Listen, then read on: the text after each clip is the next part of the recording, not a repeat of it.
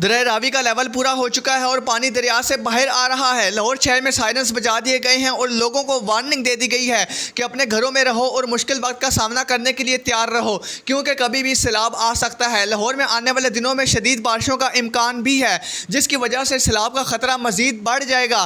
पाकिस्तान में जितना भी सैलाब आ रहा है ये सब इंडिया की वजह से हो रहा है, क्योंकि पाकिस्तान का सारा पानी इंडिया की तरफ से आता है। NDMA ने अगले 48 घंटों के लिए पूरे पंजाब के लिए खतरे की घंटी बजा दी है।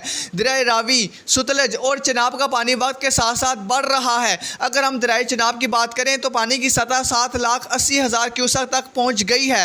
दरिया चिनाब टूटने का खतरा बन चुका है। हुकूमत ने कहा है कि दरिया चिनाब के इर्द गिर्द के गाँव को जल्द अज जल्द खाली कर दिया जाए और रेस्क्यू हुकाम ने लोगों को महफूज मुकामात पर पहुँचाना शुरू कर दिया है। नाजरीन, आप सबसे गुजारिश है कि गैर ज़रूरी घरों से ना निकले और पाकिस्तान के लिए ख़ास तौर पर दुआ करें।